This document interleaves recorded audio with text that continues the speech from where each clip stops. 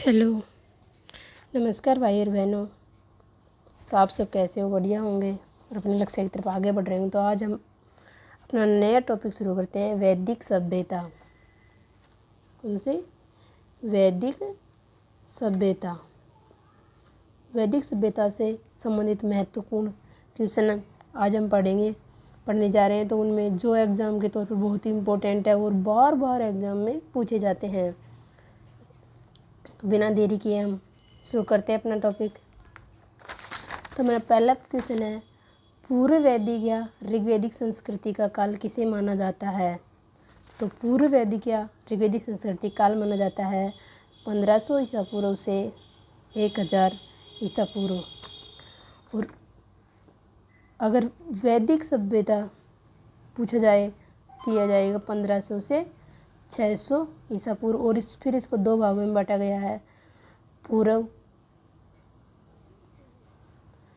वैदिक सभ्यता और दूसरा है उत्तर वैदिक सभ्यता। तो यह तो हो जाएगी पूर्व तो 1500 से 1000 और यह हो जाएगी 1000 ईसा पूर्व से 600 ईसा पूर्व। अगला क्वेश्चन है हमारा, उत्तर वैदिक संस्कृति का काल किसे माना जाता है? तो यह माना जाता है, मतलब कब से कब तक माना जाता है? तो यह माना जाता है 1000 ईसा पूर्व से 600 ईसा पूर्व। अगला क्वेश्चन पढ़ते हैं, आर्य कब भारत में आए थे? तो आर्य भारत में कब आए थे? तो ये आए थे 1500 ईसा पूर्व से 1000 ईसा पूर्व के मध्य, यानी वैदिक पूर्व वैदिक सभ्यता या ऋग्वैदिक सभ्यता के समय। अगला क्वेश्चन हमारा, वैदिक आर्यों का प्रमुख भोजन क्या था? तो इनका प्रमुख भोजन था दूध और उसके उत्पादन। दूध मतलब इनका प्रमुख भोजन दूध था और दूध से उत्पादित जो भी सामग्री बनाई जाती है तो वो थी इनकी वैदिक आर्यों का प्रमुख भोजन। अगला क्वेश्चन है हमारे, आर्य शब्द का अर्थ क्या है? तो आर्य शब्द का अर्थ है श्रेष्ठ या कुलीन। अगला प्रश्न है, आर्य लोग भारत में कहाँ से आए थे?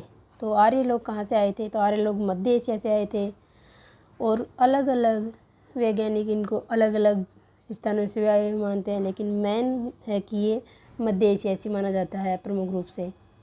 अगला क्वेश्चन है हमारा, आर्य भारत में किस रूप में आए थे? तो आर्य भारत में एक आक्रमणकारी के रूप में आए थे। अगला क्वेश्चन है, आर्य द्वारा खोजी गई धातु कौन सी थी या कौन सी है? तो आर्यों ने सर्वप्रथम खोज की थी लोहा की। किसकी? लोहा की। वैदिक युग के लोगों द्वारा सर्वप्रथम किस धातु का प्रयोग किया गया? तो किसका किया? सर्वप्रथम इन्होंने किया तांबा का। वैदिक युग के लोगों ने किसका किया? तांबा का। जबकि आर्यों के द्वारा कौन सी खोजी गई? तो आर्य के द्वारा लोहा और वैदिक युग के लोगों द्वारा तांबा। अगला क्वेश्चन हमारा, वेद शब्द का अर्थ क्या है? तो वेद शब्द का अर्थ है ज्ञान। ज्ञान मतलब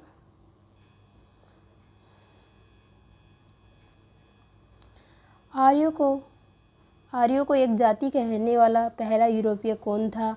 तो आर्यों को जाति कहने वाला पहला यूरोपीय था मैक्स मूलर।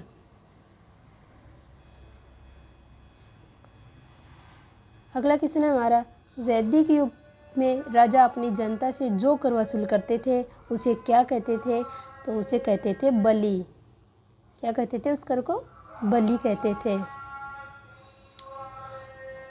और सभी प्रकार के क्वेश्चन और ये देखने के लिए हमारे त्रिनेत्र स्टडी पॉइंट को ज्वाइन करें और चैनल को सब्सक्राइब एंड लाइक ज़रूर करें।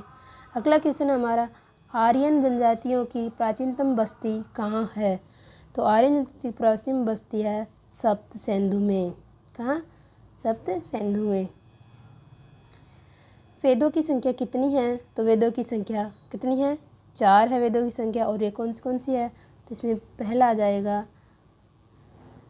ऋग्वेद, दूसरा आ जाएगा सामवेद, तीसरा तीसरा आ जाएगा यजुर्वेद और चौथा आ जाएगा अथर्ववेद। अगला क्वेश्चन हमारा ऋग्वेदिक आर्य पशुचारी लोग थे। यह इस तथ्य से पुष्ट होता है कि ऋग्वेद में गाय के अनेक संदर्भ है।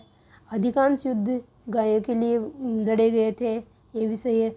अगला है कि पुरोहितों को दिए जाने वाला उपहार प्राय गाय होती थी, न कि जमीन, तो यह भी सही है। तो यह उपरोक्त सभी ऑप्शन सही है यहाँ पर।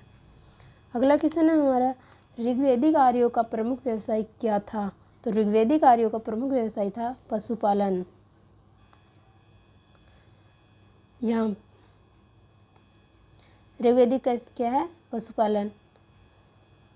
ऋग्वेदिक आर्य किस भाषा का प्रयोग करते थे। तो ऋग्वेदिक आर्य प्रयोग करते थे संस्कृत भाषा का। अगला क्वेश्चन है हमारा वैदिक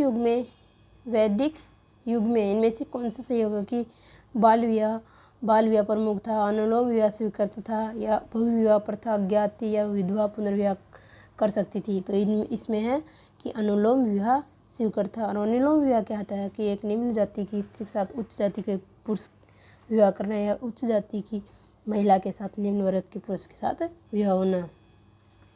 अगला क्वेश्चन हमारा गायत्री मंत्र का सर्वप्रथम उल्लेख कहाँ मिलता है। तो गायत्री मंत्र का सर्वप्रथम उल्लेख मिलता है हमें ऋग्वेद में। और इसकी रचना देखें तो हम रचना किसने की थी, तो इसकी रचना की थी ऋग्वेद गायत्री मंत्र की वसुमित्र ने। अगला क्वेश्चन हमारा आरंभिक वैदिक काल में वर्ण व्यवस्था आधारित थी। तो आरंभिक वैदिक काल में वर्ण व्यवस्था किस पर आधारित थी, तो यह थी व्यवसाय पर, मतलब कार्य के अनुसार वर्ण व्यवस्था थी। अगला क्वेश्चन हमारा आर्य सभ्यता में मनुष्य के जीवन के आयु के आरोही क्रमानुसार निम्नलिखित चरणों में से कौन सा विकल्प सही है। तो यह होगा इसमें पहला ब्रह्मचर्य, फिर गृहस्थ, फिर वानप्रस्थ, फिर संन्यास।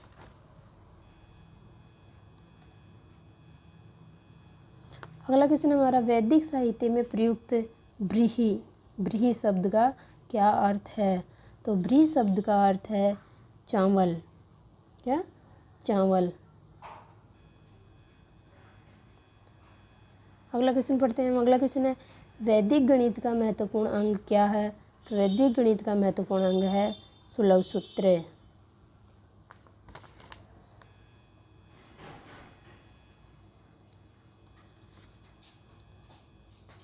अगला क्वेश्चन है भारत के राज्य चिन्ह में प्रयुक्त होने वाले शब्द सत्यमेव जयते कहाँ से लिया गया है। तो सत्यमेव जयते लिया गया है मुंडकोपनिषद से। अगला क्वेश्चन हमारा ऋग्वेद का कौन सा मंडल पूर्णतः सोम को समर्पित है। तो यह 9वां मंडल। कुल मंडल कितने हैं ऋग्वेद में, तो यह 10 मंडल।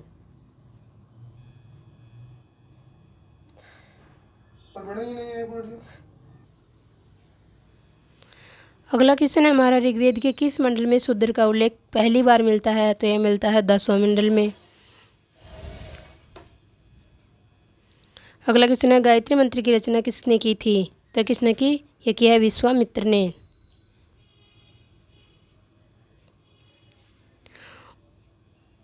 और अगर हम देखें गायत्री मंत्र कौन से मंडल में है, तो यह है 3रे मंडल में।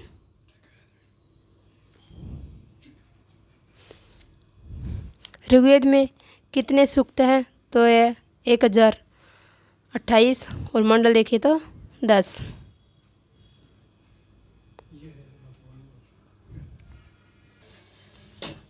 अगला क्वेश्चन हमारा पूर्व वैदिक आर्यों का धर्म प्रमुख था। तो यह कौन सा था, यह था प्रकृति पूजा और यज्ञ। अगला क्वेश्चन है आर्यों के आर्कटिक होम सिद्धांत का पक्ष किसने लिया था। तो यह लिया है बाल गंगाधर तिलक ने। किस वेद में जादुई माया या वशीकरण का वर्णन मिलता है, मतलब जादू टोना का वर्णन मिलता है। तो यह मिलता है अथर्ववेद में।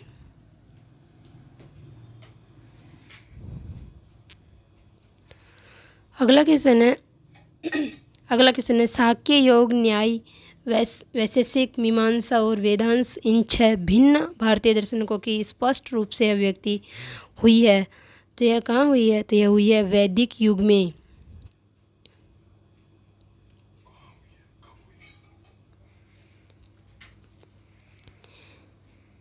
अगला क्वेश्चन हमारा, योग दर्शन के प्रतिपादक कौन है? तो योग दर्शन के प्रतिपादक है पतंजलि। अगला क्वेश्चन है, न्याय दर्शन को किसने प्रसारित किया था? किसने किया? गौतम ने।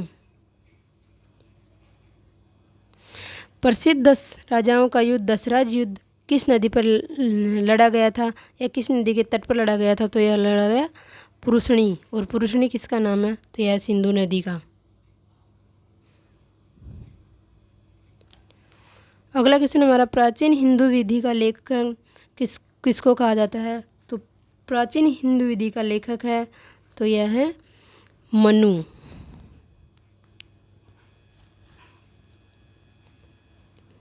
अगला क्वेश्चन है, अस्तोमा सद्गमय, तमसोर्मा ज्योतिर्गमय, मृत्योर्मा अमृतगम्यम कहाँ से लिया गया है? तो लिया गया है उपनिषद से। भारतीय संगीत का जनक किसे कहा जाता है? भारतीय संगीत का जनक कहा जाता है सामवेद को। अगला क्वेश्चन हम, किस देवता के लिए ऋग्वेद में पुरंदर शब्द का प्रयोग किया गया है? तो पुरंदर शब्द का प्रयोग किया गया है इंद्र के लिए।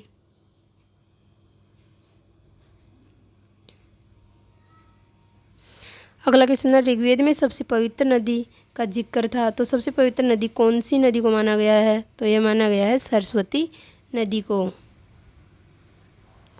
अगला क्वेश्चन है, शब्द निष्क का अर्थ वैदिक काल में आभूषण था जिसका अर्थ बाद में प्रयोग हुआ निम्न में से किसके रूप में प्रयोग किया गया? तो बाद में प्रयोग किया गया इसका अर्थ सिक्के के अर्थ में।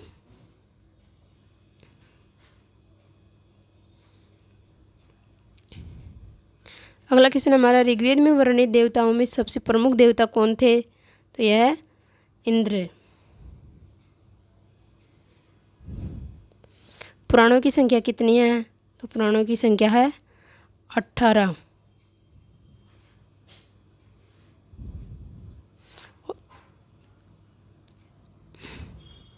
अगला क्वेश्चन है, कौटिल्य चाणक्य किसका प्रधानमंत्री था? तो इसका उत्तर आपको देना है कमेंट बॉक्स के अंदर। आज के लिए इतना ही, फिर मिलेंगे एक नए वीडियो के साथ। जब तक के लिए जय हिंद, जय भारत।